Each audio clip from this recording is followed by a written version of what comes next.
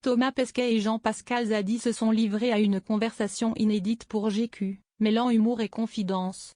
L'astronaute, souvent perçu comme le gendre idéal, revient sur cette image idéalisée qui, selon lui, ne reflète pas la réalité.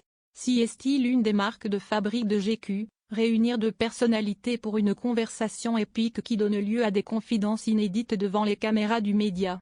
Après Robert Pattinson et Bong Joon-ho, Timothée Chalamet et Martin Scorsese, Robert De Niro et Al Pacino, ce fut au tour de Thomas Pesquet et Jean-Pascal Zadi de se prêter à l'exercice. Le dernier maître de cérémonie des Césars a ainsi rencontré l'astronaute normand dans les locaux de l'Agence spatiale européenne, à Cologne, en Allemagne.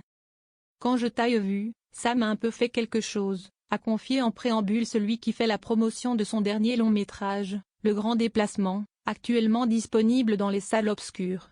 Dans cette fiction, le réalisateur joue un pilote de chasse français d'origine ivoirienne qui s'envole pour la planète Nardal pour la première mission spatiale africaine de l'histoire du continent. Une intrigue qui fait écho au travail de son interlocuteur. Ce dernier est devenu l'une des célébrités préférées des Français depuis qu'il est parti dans l'espace à 2 reprises, en 2016 pour la mission Proxima puis en 2021 pour la mission Alpha où il devient commandant de la Station spatiale internationale, ISS. Une première pour un ressortissant tricolore. Grâce à ses prouesses, Thomas Pesquet a une image de gendre idéal. Tu n'as pas marre que les gens disent que tu es parfait.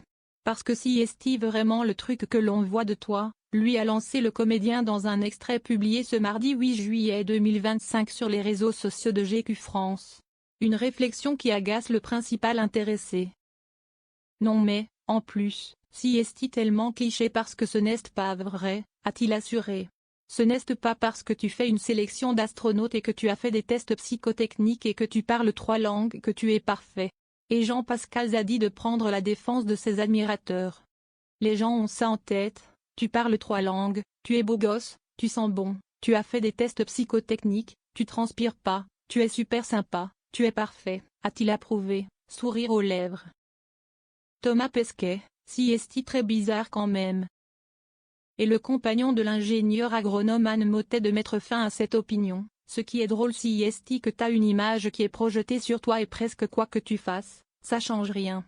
Moi je dis aux gens, je ne suis pas très bon pour courir les marathons et tout ça, a-t-il fait savoir. Et d'expliquer pourquoi. J'ai pas, je suis trop lourd, ce n'est pas mon truc. Donc je cours parce qu'il faut courir mais jamais de ma vie je ferai des gros marathons, des ultra-trails et tout ça. Tout en estimant ceux qui s'y adonnent, il y a plein de gens qui en font, je suis hyper impressionné. Puis de revenir sur l'admiration absolue que certains lui portent, quand je dis que je suis nul, les gens disent, oh, qu'est ce qu'il est modeste. Ils ne me croient pas. Et ça, si est très bizarre quand même, a-t-il conclu.